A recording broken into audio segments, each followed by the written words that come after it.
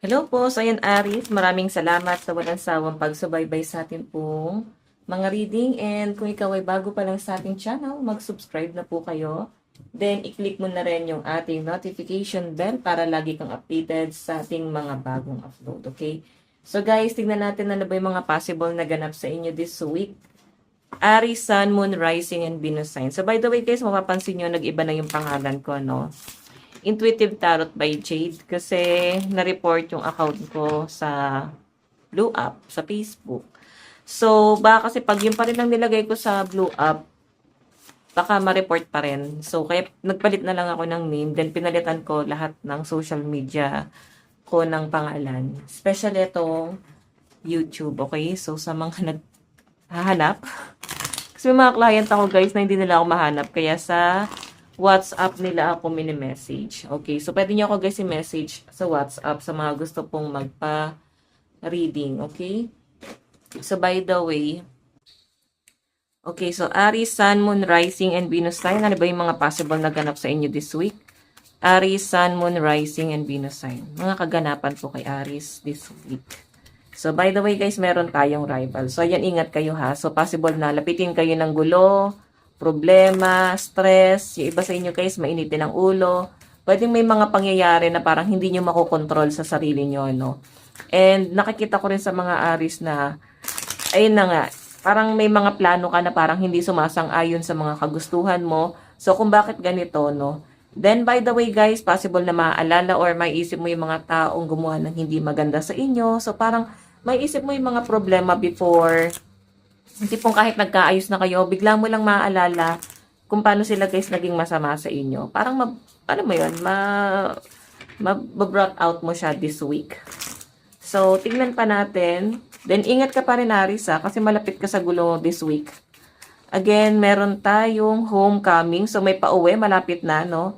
So, iba sa inyo, possible na nasa abroad kayo. Then, ngayon pa lang, pinaghahandaan nyo na tong travel nyo. May mga nagpaparenovate, nagpapalinis ng bahay.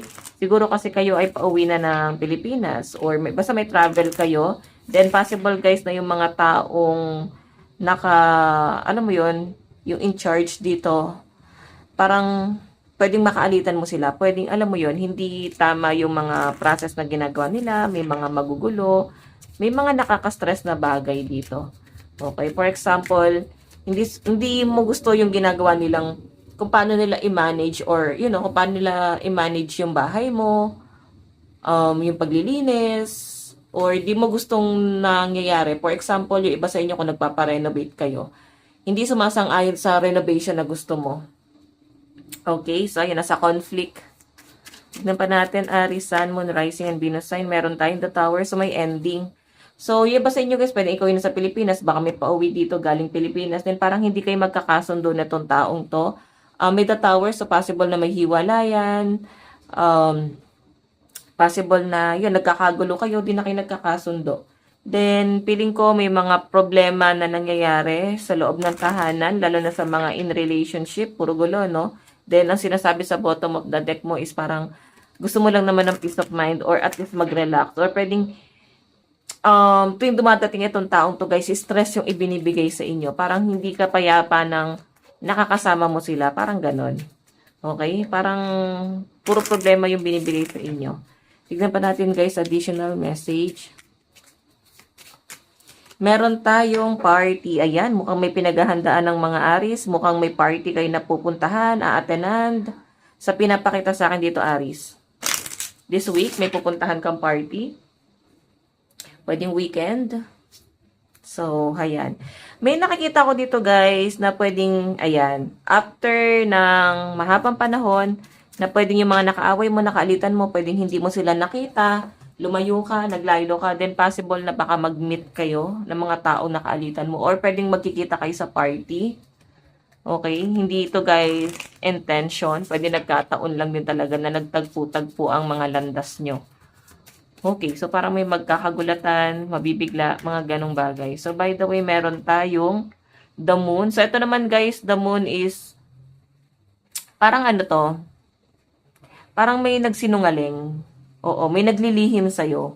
So ingat ka ha kung pupunta ka sa party, sa event, celebration, kung na-invite ka dyan, mag-iingat ka kasi pwedeng may mga naglilihim, may mga red flag, may mga hindi, may mga bisita na hindi mo ine-expect na darating. Ganon yung pinapakita sa akin dyan, Aries. So, by the way, additional message. Aries, Sun, Moon, Rising, and Binakay. Ano ba po yung possible na paparating kay Aries this week? Meron tayong ending and new beginning. So, yan. May magkakaayos-ayos, guys, no? Pwede matagal na tong gulo na to, pero parang may magkakaayos-ayos dito. May makikipag-ayos sa'yo, pero parang hindi pa ready yung ibang Aries dito na, alam mo yon, na makipag-ayos dito sa mga taong to. Pero guys, nasa sa inyo naman to. Parang tabi yung ating, wait lang guys. Nasa inyo naman to guys kung makikipag-ayos na kayo sa kanila. Pero, yung pinapakita kasi sa akin dito, niloko nila kayo parang nagsinungaling sila sa inyo At saka payapa ka na Okay, nabigyan na ng peace of mind ang ibang Aries dito. So, by the way, yung mga kaganapan sa inyo this week. So, sa love life mo naman, Aries.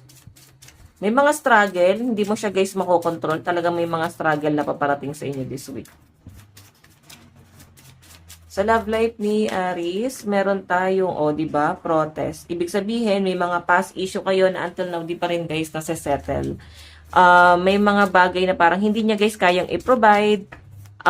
Nakikita mo kung ano yung mga kakulangan na tong taong to. So, ikaw mapapaisip na mag-work ba to? Magtatagal ba to? Kasi pinapakita sa akin, willing kang i-work out itong relationship na to.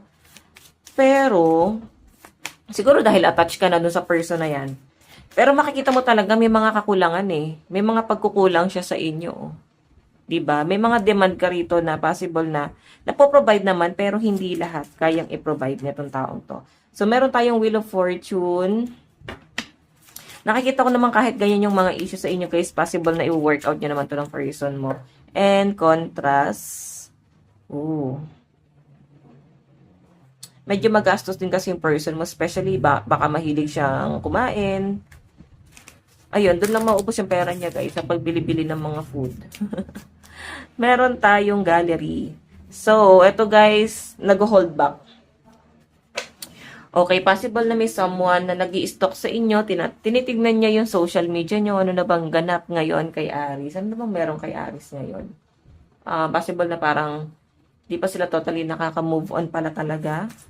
Di pa totally naka-recover. Advice pagdating sa love life ni Aries, meron tayong it is safe for you to love. So, actually may mga Aries dito guys na parang alam mo yon, duda ka sa person mo or pwedeng na-fall out of love ka. Hindi ka na ganon ka in love sa kanya. So, advice sa kabuuan, know your worth. Ayan know your worth. So guys, dapat alam mong pahalagahan yung sarili mo. Hindi mo masyadong iniingatan yung sarili mo. Hindi mo masyadong minamahal yung sarili mo. Madalas na ilalagay mo yung sarili mo sa gulo, sa problema. Then for example, may pupuntahan ka this week, may lakad ka this week, kailangan ingatan mo yung sarili mo, okay? So by the way, Aries, ito lang po ang inyong reading. Maraming salamat po. Bye-bye.